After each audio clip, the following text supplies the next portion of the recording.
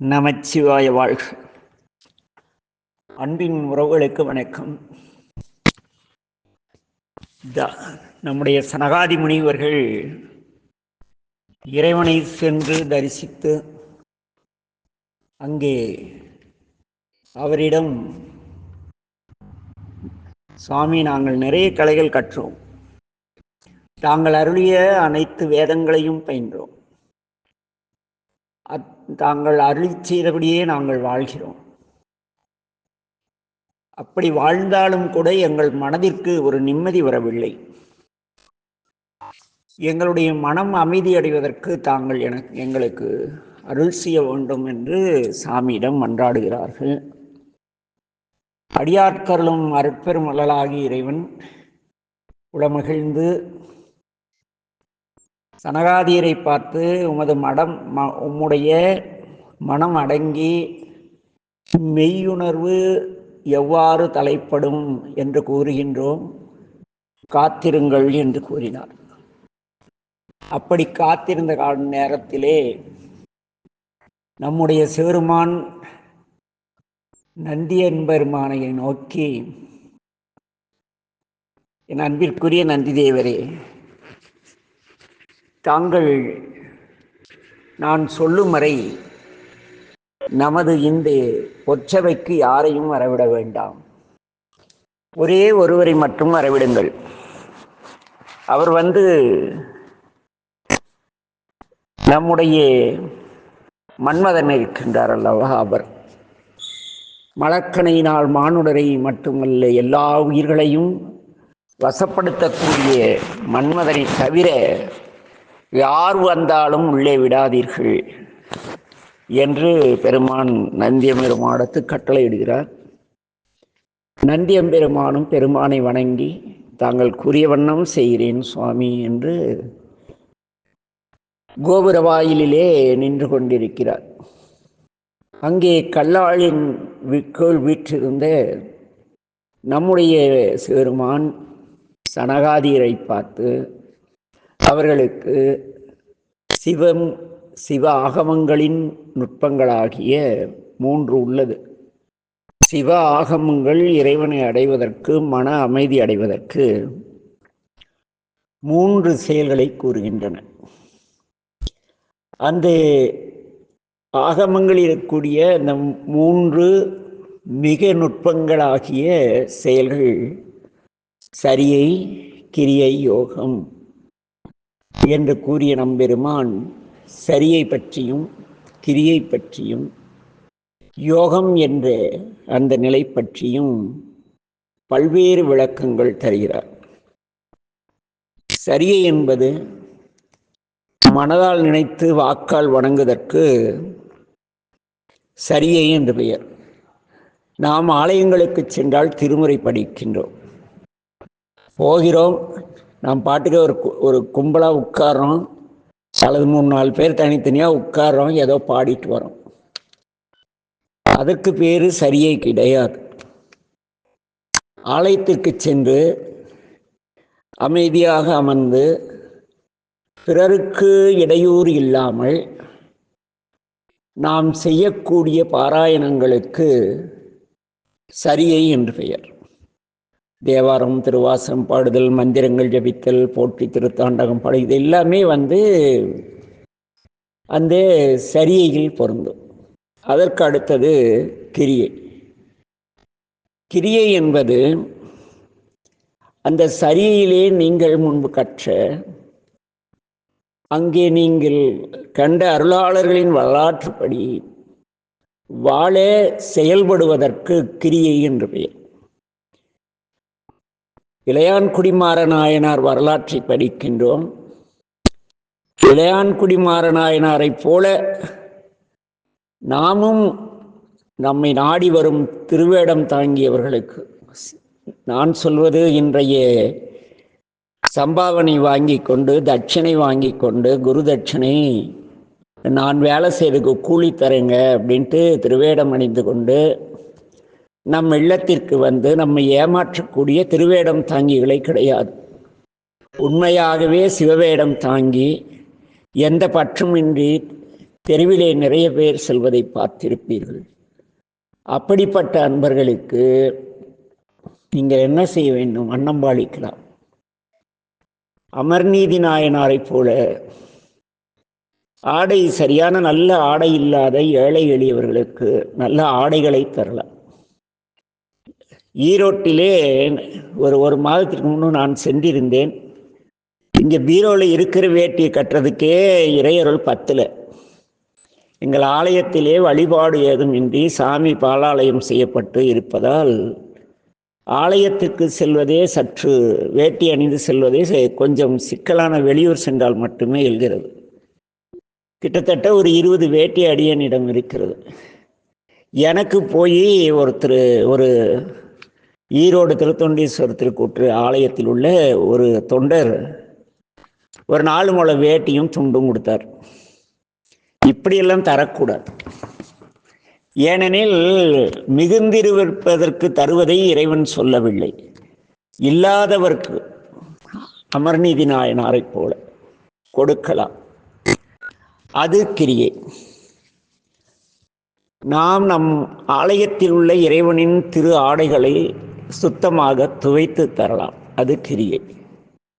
அதே போல அந்த வறுமையிலே ஏழ்மையிலே பரதேசியலாக பல்வேறு இடங்களுக்கும் திருநூறும் ருத்ராட்சி மணிந்து அலைந்து திரியக்கூடிய அந்த ஆன்மாக்களுக்கு நம்மால் ஆன ஒரு வேளை உணவு தரலாம். இது கிரியை. ஆலயத்திலே ஒட்டடை அடிக்கலாம்.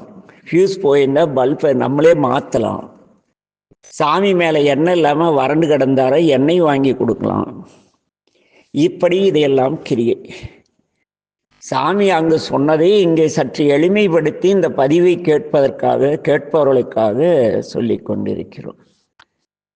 கிரியை என்றால் என்ன அப்படின்னா இதுதான் கிரியை. அடுத்து யோகம். நம்முடைய சைவத்திலே கற்றல், கேட்டல், சிந்தித்தல் என்று 3வது நிலை. நீங்கள் முன்பு சரியை செய்தீர்கள், கிரியை செய்தீர்கள். அதன் பிறகு ஆலயத்திலே நாம் போய் வலம் வந்த உடனே என்ன செய்வோம்? ஜபம் செய்வோம், அமைதியாக அமர்ந்திருப்போம். அப்படி அமைதியாக அமர்ந்து ஏதோ ஒரு மந்திரத்தை உச்சாடனம் செய்யக்கூடிய செயலுக்கு யோகம்னு பேர். ஏதோ ஒரே ஒரு பொருளை குறித்து நாம் செய்யக்கூடிய செயலுக்கு யோகம் என்று பெயர். அந்த யோகமானது நீங்கள் எந்த உருவத்தை கற்பனை செய்து கொண்டிருக்கிறீர்களோ அந்த உருவத்தை உங்கள் அகக்கண்ணில் உட்புறமாக பார்ப்பதற்காக செய்யக்கூடிய செயலுக்கு யோகம் என்று பெயர் என்று பல்வேறு விளக்கங்களை பெருமான் தருகிறார். இதையெல்லாம் கேட்ட சனகாதியர்கள் இறைவனுடைய திருவடியை வணங்கி, எந்தையே, இதையெல்லாம் நாங்கள் ஏற்கனவே தங்கள் அருளால் செய்து கொண்டிருக்கின்றோம். எங்கள் மனது அடங்க மறுக்கிறது. திருவேடம் தாங்கினாலும் ஒரு வீட்டிற்கு இன்றைய காலத்துக்கு அப்படியே கொண்டு வருமே. நாம் ரிட்டையர் ஆகி பென்ஷன் 40,000 வருது. ஆனால் போய் ஒரு வீட்டில் வேள்வி செஞ்சால் என்ன பண்ணுறாங்க? ஒரு 5,000 கேட்குறான், 10,000 கேட்குறான். அது பேர் ஞானம் அடைதல் கிடையாது. திருமுறை படிச்சுட்டு அப்படியே போய் காசுன்னு அலைஞ்சிட்டு செத்து போக வேண்டியதுதான். ஆக இங்கு மனம் ஒடுங்க வேண்டும். எந்தையே, எமக்கு மனம் ஒடுங்குமாறு ஞானபாதத்தை நீங்கள் எங்களுக்கு போதிக்க வேண்டும் என்று கேட்கின்றார். உடனே திரிபுரம் எரித்த புரிசடை கடவுளாகிய நம்பெருமான் அவர்களை புன்முறலோடு பார்த்து, முனிவர்களே, ஞானம் என்பது சொல்லி வருவது கிடையாது, அனுபவத்தால் வருவது, அல்லது மௌன நிலையிலே நீங்கள் சிந்தித்திருக்கும் பொழுது வருவது. இதை சும்மா இருத்தல் என்று கூறுவார்கள். சும்மா இருந்து சுகித்திருப்பதை காலம். நம்முடைய தாய்மானவர் பேசுவார், படித்திருப்பீர்கள். அந்த சும்மா இருத்தல் அந்த நிலை இருக்கிறதே, அந்த நிலையிலே இருந்தால் மட்டுமே உங்களுக்கு ஞானம் உண்டாகும் அப்படிங்கிறார். அவ்வளோதானா ஞானம் அடைதல் அப்படின்னு இவங்க நினைக்கக்குள்ள பெருமான் என்ன செய்தார்னா, தன்னுடைய அந்த சிறுவிரல், மோதிர விரல், நடுவிரல் மூன்றையும் நேராக பிடித்து இந்த ஆள்காட்டி விரலை வளைத்து கட்டை விரலிலே வைத்து அரவணைத்துக் கொள்வது போல முத்திரை காட்டுகிறார். காட்டிய உடனே அந்த சாமி என்ன செய்கிறார்? ஒரு கன நேரம் அப்படியே கண்ணை மூடி யோக நிலைக்கு சென்று விட்டார். என்ன அப்படி வீற்றிருக்கிறார்கள். அதன் பொருள் என்னவெனில், முதலிலே நாம் ஒரு செயல் செய்ய வேண்டுமோ சிவபெருமானின் திருவருளால் பெயரினால் நீங்கள் எந்த செயலை செய்தாலும் அதை பொருள் பெற்று கொண்டு செய்தால் ஞானம் உண்டாகாது. அன்பினால் செய்தால் மட்டும் அதனால் ஒரு ஞானம் உண்டாகும். பொருள் பெற்று கொண்டாலும் ஒரு ஞானம் உண்டாகும். அது அந்த ஞானம் அதனுடைய விளைவு பொருளீட்டலிலே பேராசை கொண்டு ஆலய கும்பாபிஷேகத்திற்கு கூட பணம் வாங்க ஆரம்பித்து விடுவோம். அவ்வளோ இழிநிலைக்கு கொண்டு போய் விட்டுரும். ஆக இங்கே முதலில் மாயையை நீக்க வேண்டும். பொருள் பொருள் பொருள் பொருள் பணம் பணம் பணம். கோயில் கும்பாபிஷேகம் பணம். ஞான சம்பந்தரும் நாவுக்கரசரும் இலவசமாக கொடுத்த திருமுறைகளை படிக்க பணம், திருவாசகம் படிக்க பணம். ஆயின்னு சோர் போட்டு பணத்துக்கு பேய அலையிறம் இல்லை, அதனால் ஞானம் கிடைக்காது. ஆக மாயை நீங்க வேண்டும். சுண்டு விரலை அவர் நிமித்ததற்கு காரணம். அடுத்தது மோதிர விரல். அது தங்கம் போடக்கூடிய தங்கம் காசு பணம் நகை அப்படி அலையிறது. அதே போல நகை என்பது இங்கே கழுத்திற்கணிவ ஆபரணங்களை மட்டுமல்ல, நமக்கு இருக்கக்கூடிய அந்த அருட்செல்வம் பெற்றதனால் வரக்கூடிய திமிர் இருக்கிறது அல்லவா. நான் எவ்வளோ பெரிய ஆளு என்ன பகைச்சிட்டா வெளியே போடாங்கிறது. அது மாதிரி நான் கற்ற கல்வியினால் வரக்கூடிய அதுவும் ஒரு பற்று, அது பொன்பற்று. ஏனால் அந்த பற்று வந்தால் நீங்கள் பணம் கேட்க ஆரம்பித்து விடுவீர்கள். அதை நீக்க வேண்டும்.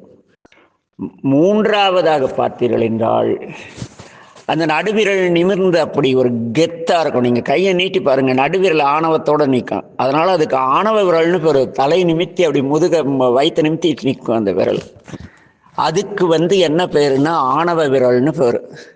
ஆக பொருள் பற்று, பொன்பற்று, ஆணவம், இதை மூன்றையும் நீக்கி எவனொருவன் அமைதியாக திருவடியை சிந்திக்கின்றானோ அவனுக்கு ஞானம் உண்டாகும் என்று சாமி சொல்லாமல் சொல்கிறார். படிப்போம் அல்லவா. கல்லாளின் புடையம் அந்த கற்ற கேள்வி வல்லார்கள். இவங்க தான் இந்த சனகாதிய நாள் தான் கற்ற கேள்வி வல்லார்கள். கற்ற கேள்வி வல்லார்கள் நால்வருக்கும் வாக்கிறந்த பூரணமாய் மறைக்கப்பாளாய் எல்லாமாய் அல்லதுமாய் இருந்ததனை இருந்தபடி இருந்து காட்டி. இருந்ததனை என்ன? அமைதியாக உட்கார்ந்த இடத்துல அப்படியே உணர்த்துறது. அதுக்கு தான் இருந்ததனை இருந்தபடி இருந்து காட்டி சொல்லாமல் சொன்னவரை நினையாமல் என்ன பண்ணும்? நினைக்கணும். மறந்ததானே நினைக்க. அது என்ன நினையாமல் நினைந்து? அவர் ஒரு வினாடி கூட மறக்கக்கூடாது. இமைப்பொழுதும் மின்னஞ்சல் நீங்காதான் சொன்னால் மட்டும் போதாது. நீங்கள் பொருள் பறிக்கும் பொழுதும், பொருள் பறித்தல்னா என்ன? நால்வர் பெருமக்கள் இலவசமாக கொடுத்த திருமுறையை கூலி வாங்கிட்டு பணம் வாங்கிட்டு பேசினா கூட பொருள் பறித்தல் தான். அன்பால் கிடைத்ததை பணத்திற்கு விட்டால் அதற்கு பேர் பொருள் பறித்தல்னு பேர். என்ன அது? நீங்கள் சம்பாவனை தட்சணை எப்படி வேணாலும் சொல்லிக்கலாம், அது கிடையாது.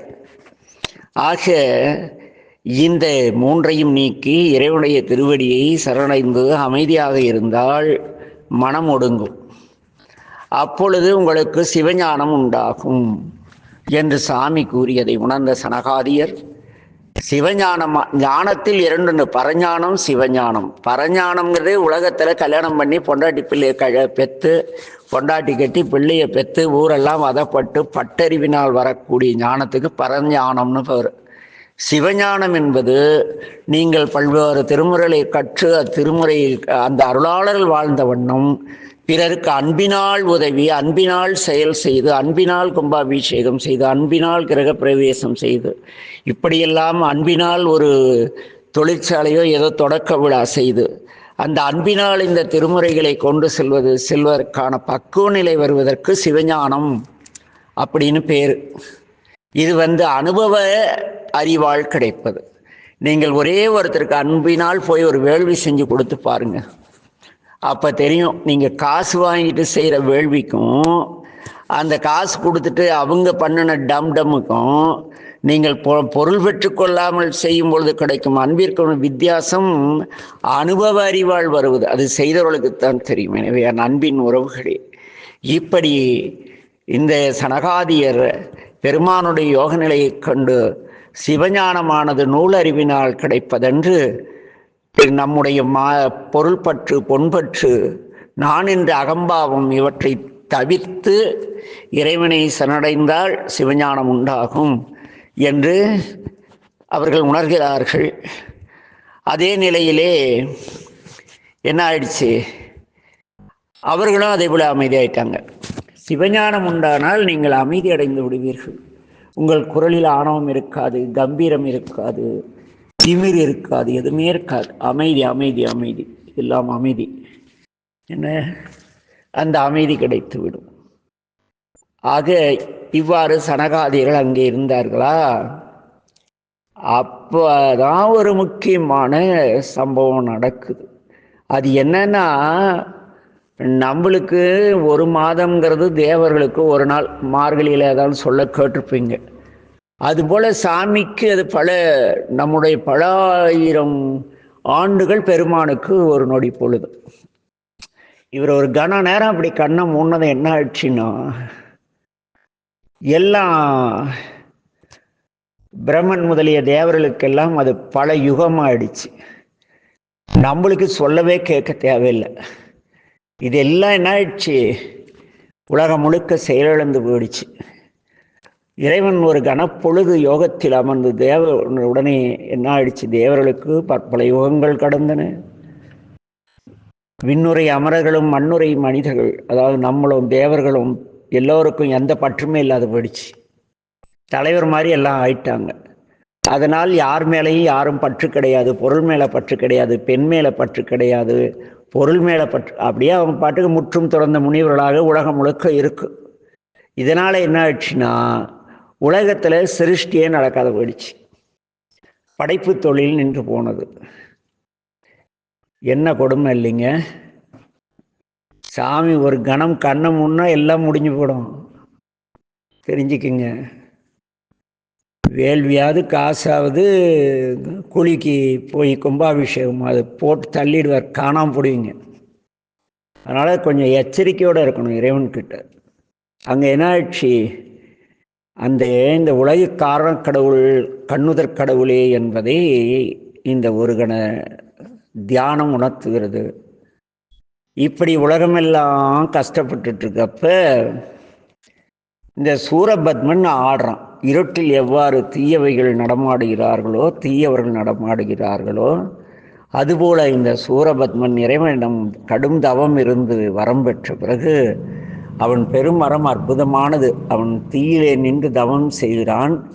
நம்பெருமான் காட்சி தந்து என்ன வேண்டும் கேள் என்கிறார். சாமி, இந்த உலகத்தை அல்ல, இந்த பிரபஞ்சம் முழுக்க நான் ஆட்சி செய்ய வேண்டும். தேவர்களும் அசுரர்களும் எல்லும் மனிதர்களும் எல்லாம் அந்த உலகம் முழுக்க எனக்கு அடிமையாக இருக்க வேண்டும். நான் அரசனாக இருக்க வேண்டும். எனக்கு மரணம் என்று வந்தால் தங்களுக்கு பிறக்கும் மகனால் வர வேண்டும்ட்டார். நம்மால் கேட்டதை கொடுக்கறது இல்லையா? சரிப்பா சூரபத்மா, அப்படியே நடக்கணும்ட்டார். இப்படி இருக்கக்குள்ள இந்த தேவேந்திரன் என்ன பண்ணா, அந்த அமராவதி பொன்னுலகை விட்டு இந்திராணியோடு பூமிக்கு வந்து திருக்கையிலை அடைந்து கைலாசநாதரை தேடுகிறார். நம்முடைய ஆள் காணோம். எங்கடா போயிட்டார் பெருமானா? இவர் யோகனிஷ்டையில் அமைதியாக உட்கார்ந்துட்டார், ஒரு துறவியாக அப்படியே இருக்கார். அங்கேருந்து மேருமலை செல்கிறார். என்ன, இவன் மேருமலை சின்ன நேரத்தில் சூரபத்மனுடைய மகன் என்ன பண்ணான், பானுகோபன்கிறவன் அமராவதி இந்திரனுடைய நாட்டை அழித்து அவனுடைய மகனாகிய சயந்தன், இந்திரனுடைய மகன் ஜெயந்தன், அவனை சிறை பிடிச்சிட்டான். இதை கேள்விப்பட்டதும் இந்த இந்திரன் நம் பசங்களை ஜெயிலுக்கு கூட்டி போயிட்டா எப்படி பெத்தவங்க, அதுபோல் இவர் இந்திரன் போய் அந்த மேருமலையில் ஒரு புறத்தில் நின்று நெடுங்காலம் தவம் புரிகிறான். இப்படி தவம் புரியும் பொழுது அவனுடைய தவத்திற்கு இயங்கிய நம்பெருமான் வந்தார், கருணையோடு நோக்கினார். பிறகு நாளை பார்ப்போம். ஆகிய அன்பின் உறவுகளே, இங்கே சைவம் முழுக்க அன்பு வையப்பட்டது. திருவேடம் மற்றவர்கள் விற்கிறார்கள், வேத விற்பன்னர்கள்னு போட்டுக்கிறாங்க. நீங்கள் சிவனடியார்கள்னு போட்டுக்கொள்ளாமல் திருமுறை விற்பன்னர்கள்னு போட்டு விற்றுட்டு போங்களேன், சொக்கர் கண்டிப்பாக கேட்கவே மாட்டார். சிவனடியார்கள் என்றால் அன்பு வடிவான அடியார்கள்னு பேர். சிவன் என்றால் அன்பு, அன்பே சிவம். ஆக சிவனடியார் என்றால் அன்பினால் செயல் செய்பவர்களுக்குத்தான் சிவனடியார்கள்னு பேர்.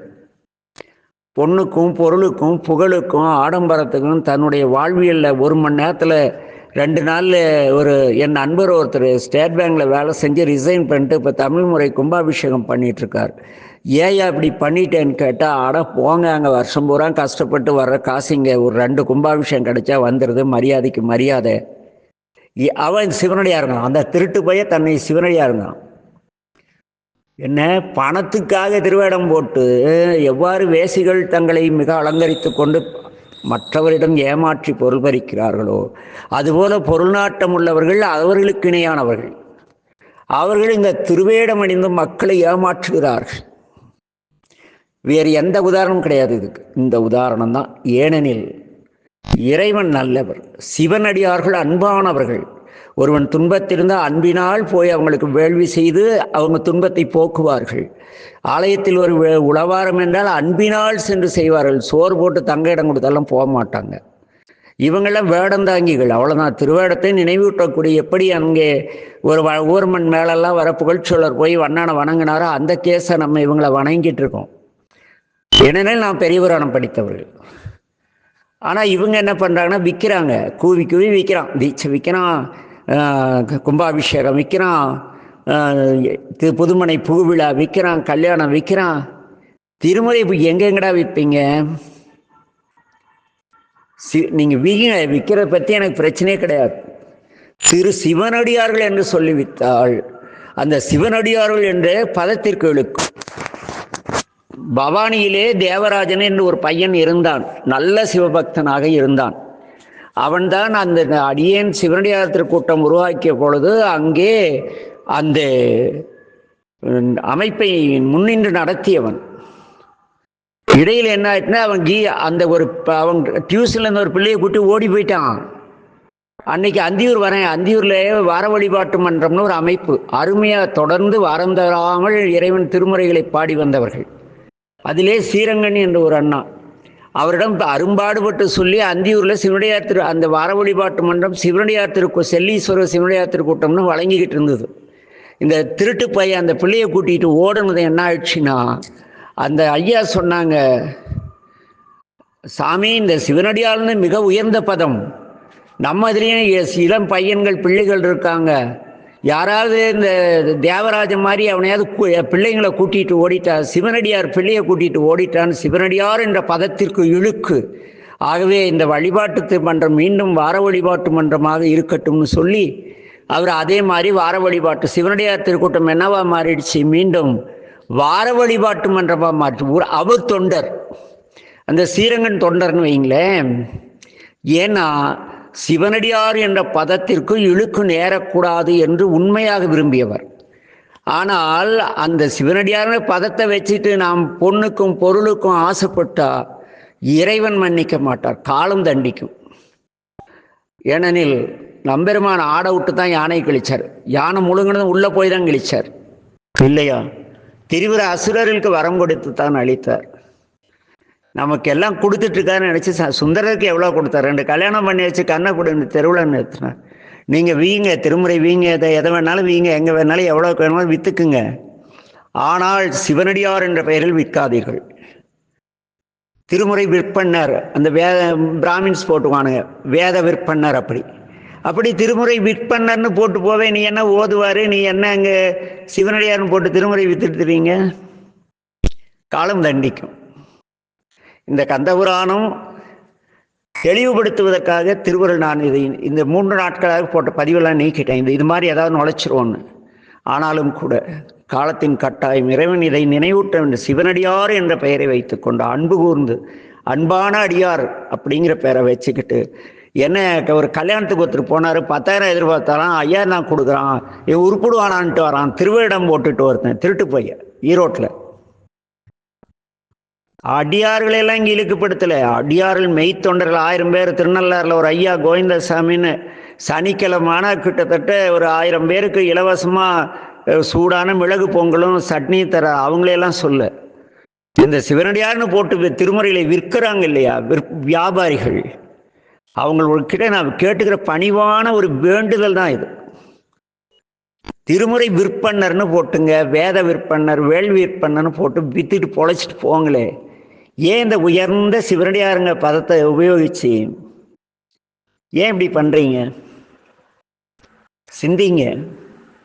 பண நோக்கம்னா திருமுறை விற்று தான் சம்பாதிக்கணும்னு ஆசைப்பட்டீங்களா? திருமுறை விற்பன்னர்னு போட்டுங்க, திருவேடம் போடாதீங்க. திருவேடம் போட்டால் உங்களை சிவனடியாருங்களாம். அந்த அடியார் பதத்துக்கு இழுக்கு. திருந்துங்க. நமச்சிவாய வாழ்க. எல்லா உயிர்களும் இன்புற்று வாழ்க. திருச்சிற்றம்பலம்.